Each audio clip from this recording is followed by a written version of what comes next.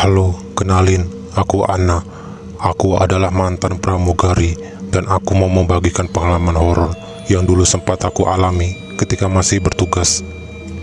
Waktu itu, ketika aku terbang dari YK ke Cengkareng, saat itu kami memiliki sedikit delay karena pesawat dari Cengkareng datang terlambat. Penumpangku pun gak full sehingga banyak seat kosong di dalam pesawat. Malam itu, aku bertugas sebagai FA1, sebutan senior awak kabin yang bertugas di sebuah penerbangan. Salah satu tugasku adalah memastikan semua penumpang yang on board sesuai dengan hitungan yang ada di PAX Manifest. Untuk memudahkan perhitungan, aku menunggu semua penumpang masuk dan duduk di seat masing-masing.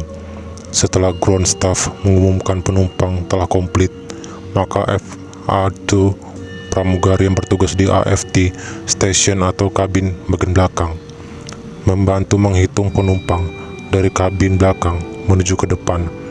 Sesampainya di depan, FA2 melaporkan bahwa ada 123 penumpang, sedangkan penumpang tercatat di PAX Manifest berjumlah 122 orang.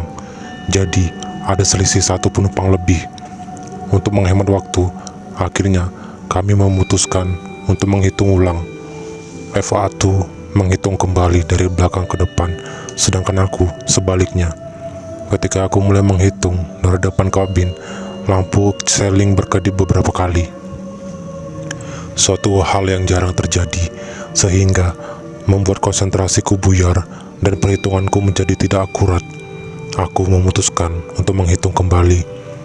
Ketika melewati overwing, aku melihat dari jauh ada sosok wanita berpakaian dengan menggunakan sanggul berias kembang goyang di atasnya. Wanita itu duduk di belakang bagian window seat dan menatap lurus ke arahku.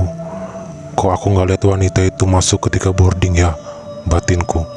Sedangkan penumpang yang masuk ke pesawat pasti melewati tempatku berdiri.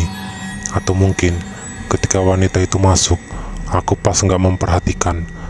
Tapi nggak mungkin. Ya sudah, karena nggak mau hitunganku kembali buyar, akhirnya aku memutuskan untuk mengajukan hal itu sejenak dan kembali berjalan ke belakang. Aku menghitung dengan penuh konsentrasi. Fokus sana, fokus. Ketika aku sampai di baris paling belakang, kok aku ngerasa merinding ya. Sosok wanita itu sudah nggak kelihatan lagi. Jelas-jelas tadi aku lihat.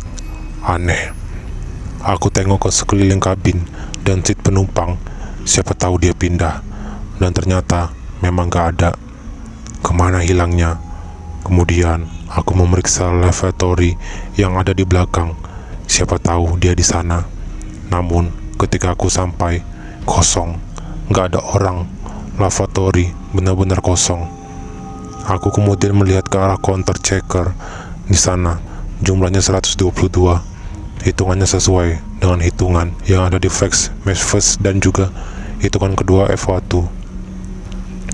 Merasa kalau perhitungan sudah selesai, aku langsung melapor kepada kapten dan menutup pintu pesawat. Buru-buru aku langsung melakukan welcome. Dan ketika aku berdiri menghadap ke penumpang, sementara pramugari yang lain melakukan safety demo di kabin, aku tersentak kaget kalau aku melihat wanita berpakaian dan bersanggul itu ikut berdiri di antara rekan pramugari yang sedang memperagakan baju pelampung. Jelas banget, wanita itu menggunakan baju penari berwarna hijau dengan selendang kuning keemasan. Ia mulai menari sambil sesekali menatapku tajam banget tatapannya. Karena aku juga terkejut, beberapa detik aku menghentikan announcement sehingga rekan pramugari yang sedang memperagakan demo menoleh ke belakang dan memberi kode untuk melanjutkannya.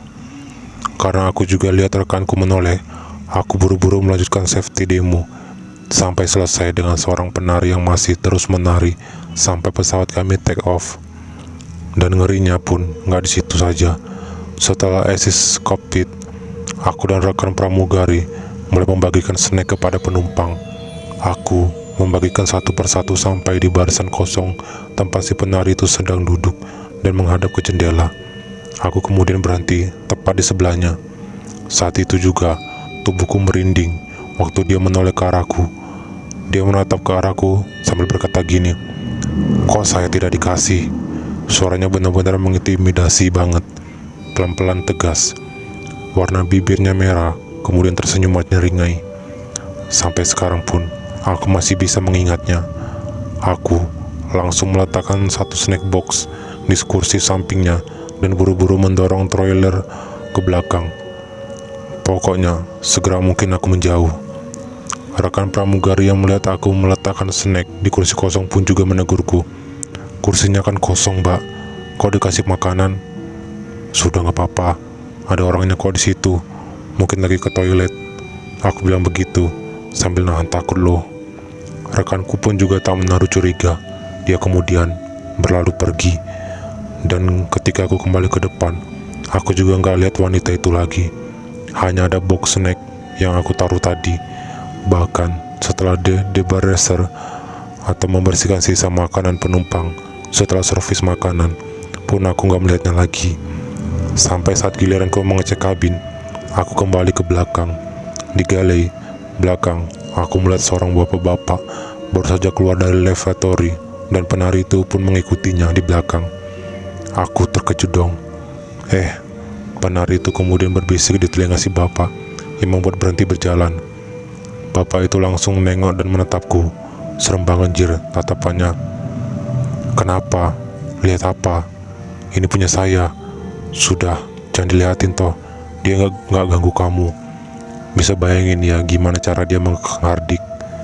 Ya, aku pun langsung mengiyakan aja, karena aku juga mau ada masalah di penerbangan kali ini.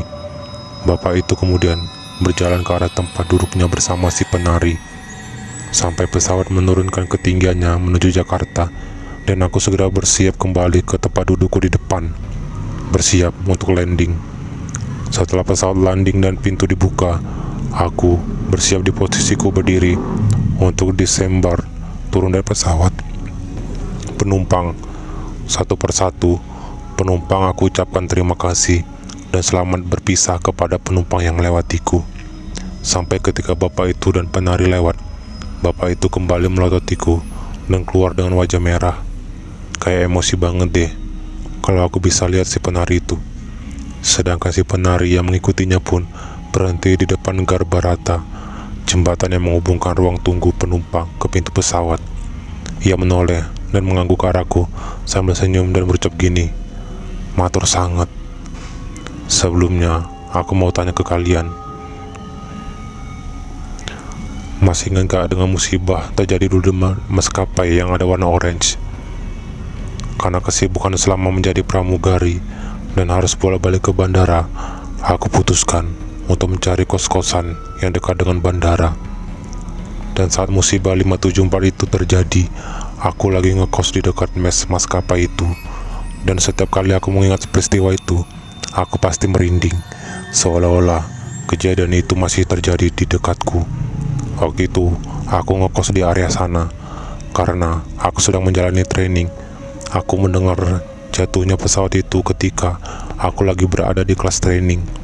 Kami merasa prihatin dengan kejadian itu, apalagi beberapa rekanku mengenal salah satu pramugari yang terbang saat itu. Setelah pulang dari tempat training, aku mandi dan sholat maghrib. Malam itu, aku dan teman-teman kos sedang makan malam di ruang depan. Tiba-tiba, aku mendengar suara rame-rame dari mes maskapai yang baru saja jatuh itu. Suara jeritan dan raungan orang menangis yang sangat kencang, terdengar sangat menyayat sekaligus menyeramkan. Merasa penasaran, aku dan teman-teman di kos pergi untuk melihat ke sana. Sesampainya di depan mes, kami mendengar banyak suara orang menangis. Walau tangisan dan jeritan itu membuat kami merinding, tapi kami tidak ambil pusing, karena kami pikir saat itu mungkin mereka sedang berduka atas kehilangan teman mereka. Kami pun kembali ke kos tanpa curiga. Sesampainya di kos, suara tangisan dan jeritan itu tak kunjung berhenti. Sampai akhirnya karena capek, aku tertidur dan gak tahu sampai jam berapa suara itu berhenti. Keesokan harinya, menjelang Isya, aku mendengar lagi keributan dari dekat kosku. Ribut apa lagi ya itu? Apa mereka masih menangis karena berduka? Pikirku waktu itu. Dan ketika teman kosku mengajak untuk melihat, apa yang terjadi. Nah, pas kami tiba, pesuruh mes sedang terburu-buru mengantar seorang bapak tua. Pesuruh itu tidak ikut masuk ke dalam mes. Ia menunggu di dekat dengan kami berdiri. Walaupun kami tidak akrab, tapi pesuruh mes itu tahu kalau kami pramugari maskapai sebelah yang tinggal di blok seberang. Jadi kami pun tidak sungkan bertanya. Karena salah satu temanku juga penasaran. Dia nanya ke bapak pesuruh itu, "Ada apa, Pak? Kok sudah 2 hari jerit-jerit dan nangis-nangis terus di dalam?" Iya, Neng," suara bapak itu agak ragu. Lalu ketika mendengar jeritan panjang dari dalam, ia kembali melanjutkan, "Merinding banget saya." "Kenapa merinding, Pak?" Bapak itu noleh-noleh, kayak lagi lihat situasi di sekitar. "Tapi ini rahasia ya, Neng. Jangan kasih tahu siapa-siapa, apalagi wartawan." "Memangnya ada apa-apa sebenarnya?" tanyaku juga. "Jadi begini, Neng. Sudah hari ini, mes ini diganggu hantu." "Hah? Diganggu gimana, Pak?" "Jadi mulanya begini, Neng. Kemarin kan saya rapi-rapi di kamar Neng pramugari yang jatuh itu, Neng. Lalu, Pak, ada yang aneh, Neng. Waktu itu, saya masuk ke dalam kamar. Kamarnya becek, Neng. Kayak ada bocor gitu. Tapi seingat saya kan, kemarin itu nggak hujan. Saya cek lagi, mungkin ada kebocoran air. Tapi nggak ada, Neng. Nggak ada kebocoran sama sekali." "Kok aneh ya, Pak?" tanya teman-teman kosanku berkerut dahi. "Nah, yang lebih anehnya lagi, Neng. Kok kamarnya bau amis, kayak bau ikan busuk gitu. Apa mungkin ada bangkai, Pak, di kamarnya?" tanyaku menduga-duga. "Saya mah sudah cari ke seluruh kamar, nggak ada, Neng, bersih. Di loteng mungkin, Pak." Temanku ikut memberi dugaan. "Nggak mungkin atuh, Neng. Orang keciumnya kuat di kamar kok. Dan satu lagi yang buat saya yakin mes ini diganggu hantu. Dan kemarin habis maghrib, mbak-mbak pramugari yang ada di mes mulai jerit-jerit, nangis, minta tolong. Kesurupan begitu, Pak." "Iya, kesurupan, Neng. Pada teriak, 'Tolong gelap di sini. Tolong, saya takut.' Nah kan saya jadi takut, Neng.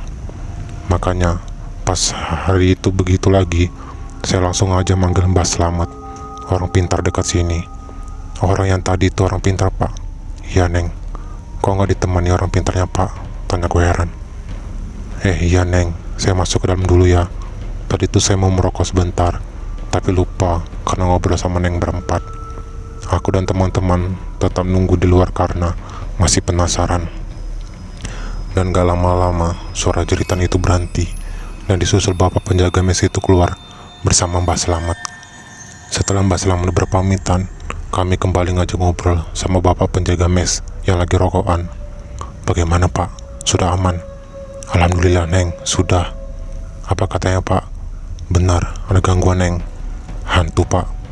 Menurut Mbah Slamet, pramugari yang punya kamar itu lagi suka-suka yang terbang. Jadi, saya diminta siapin 1 set seragam ditaruh bersama 1 tangkai bunga mawar di atas tempat tidurnya. Disuruh juga taruh 1 koper terbang baru di kamar." Setelah mendengar penjelasan itu, kami berpikir, apa benar semua itu bisa menghentikan jeritan dan tangisan orang-orang yang menghuni mes itu? Keesokan harinya, setelah selesai training, aku dan teman-teman di kosan ngumpul ngobrolin kejadian kemarin malam. Berarti benar ya, kata orang pintar itu, ada yang ganggu di mes. Terus pas diturutin, orang-orang di mes seberang nggak lagi diganggu. Iya, katanya sekarang bau amisnya di kamar hilang, dan gak pernah ada becek-becek air lagi di kamar pramugari itu. Alah, itu muka sugesti aja. Jadi, karena itu, gangguan akan berhenti dengan syarat dipenuhi. Maka mereka gak lagi takut dan gak lagi jerit-jerit nangis. Terus bagaimana? Jelasin coba yang becek-becek air di kamar dan bau amis. Ya mungkin kemarin ada yang bocor, jadi kamarnya bau.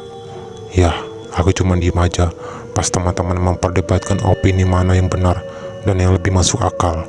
Karena satu yang pasti, suara jerit dan tangis itu nyata, dan kami mendengar dengan jelas, seperti suara jeritan ketakutan dan ingin meminta tolong. Dan yang membuatku gak bisa melupakan kejadian itu, yaitu pada suatu hari, ketika maskapai itu dinyatakan bangkrut dan mes ditinggalkan begitu saja. Di suatu malam, aku pas balik ke kosan dan lewatin depan mes, aku melihat dari belakang ada sosok pramugari berambut pendek menggunakan seragam maskapai tersebut sedang menggeret koper masuk ke dalam mes bangkai bekas maskapai itu. Seketika aku merinding dong, dan aku buru-buru pergi dari tempat itu. Aku masih mikir, kok setelah Mbak Selamat minta ditaruh syarat itu, waktu itu kok masih ada aja penampakan. Berarti benar kata guru ngajiku. Sebenarnya manusia yang sudah berpulang itu sudah tenang di alamnya, dan yang menyerupai mereka adalah jin. Sebenarnya masih banyak kejadian seram yang aku alami ketika menjadi pramugari, dan aku masih berusaha untuk mencoba menulis kembali. Suatu saat, kalau aku sudah siap, akan aku bagikan lagi cerita yang lebih seram. Terima kasih, semoga terhibur.